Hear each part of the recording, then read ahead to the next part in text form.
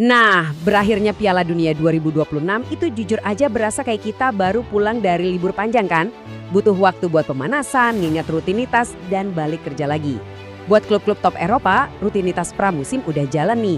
Mereka udah bersiap buat tempur 10 bulan ke depan. Tapi, ada satu anomali besar di bursa transfer kali ini. Beberapa nama paling elit di sepak bola Eropa, para juara, para pemecah rekor, loh kok statusnya pengangguran alias tanpa klub? Oke, kita bakal bedah tuntas situasi gila ini di sesi analisis kali ini. Percaya atau enggak, sebulan sebelum kick-off musim domestik 2026-2027, ada tepat 8 superstar kelas dunia yang lagi nganggur di bursa transfer. 8 pemain elit dan bisa didapat gratis. Dan kita nggak lagi ngomongin pemain lapis kedua ya, ini murni pemain yang biasanya jadi tulang punggung tim-tim juara. Jadi pertanyaannya buat Anda di rumah, siapa sih agen bebas paling berharga di musim panas ini?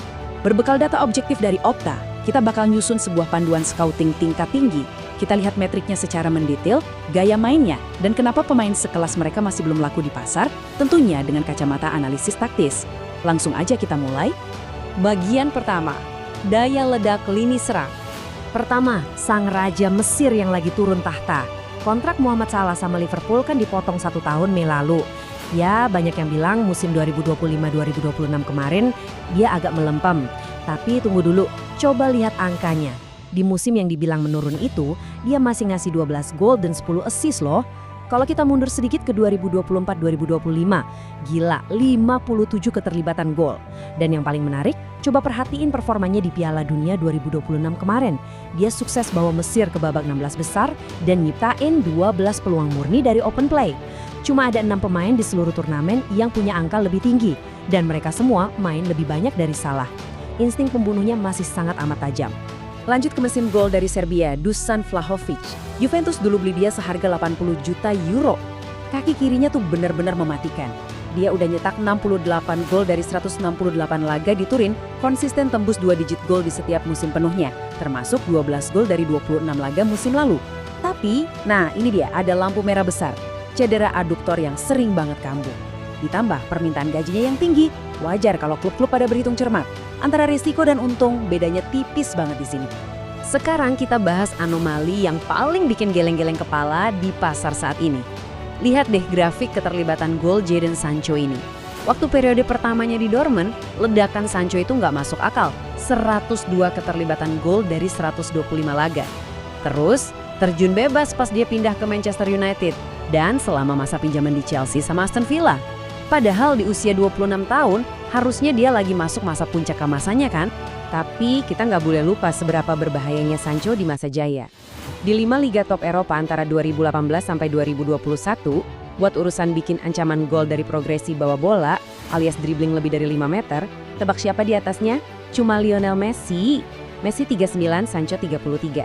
Ini tuh talenta murni luar biasa yang sebenarnya tinggal nunggu dihidupkan lagi sama manajer yang tepat. Terus kemana mereka bakal berlabuh? Kabarnya sih Salah lagi diincar klub-klub MLS dan Saudi Pro League, apalagi setelah opsi ke Besiktas mulai meredup.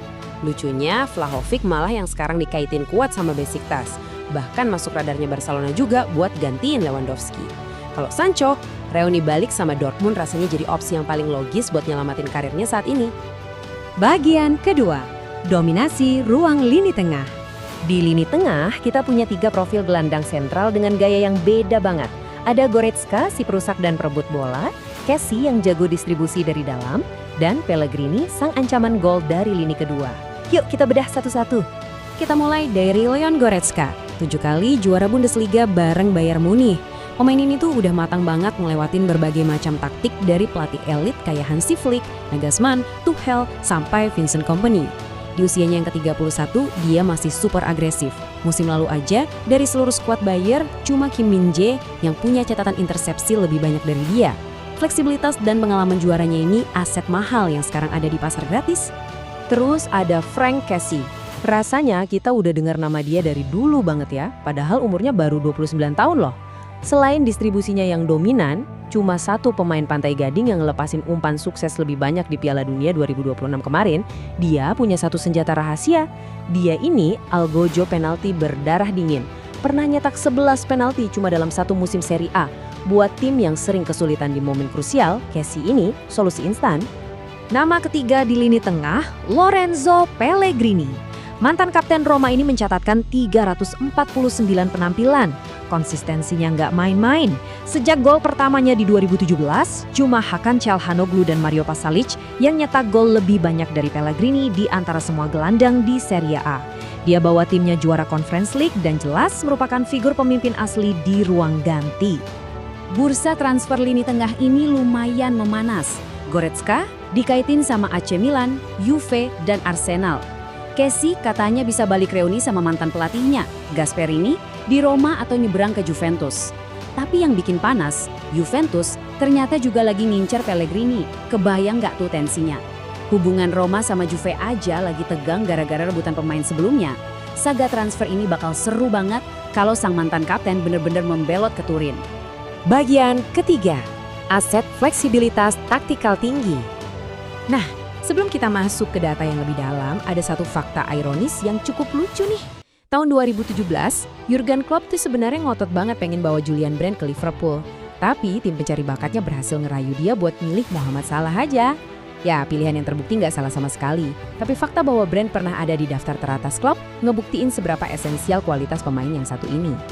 Ini benar-benar mimpi indah semua manajer. Secara posisional, musim lalu Brandt main 50% di sayap kiri, 38% di sayap kanan, dan 12% di pusat lini tengah. Di sepak bola modern, punya kemampuan buat merotasi taktik di tengah pertandingan tanpa harus ngelakuin pergantian pemain, itu adalah sebuah privilege luar biasa. Dan Brandt ngebawa elemen itu. Dan dia nggak cuma sekedar ngisi posisi kosong, outputnya nyata. 124 keterlibatan gol selama di Dortmund.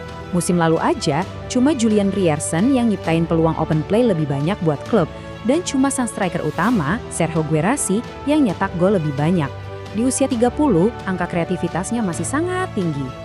Kalau ngomongin serba bisa, Rafael Guerreiro ini definisinya bunglon taktis sesungguhnya.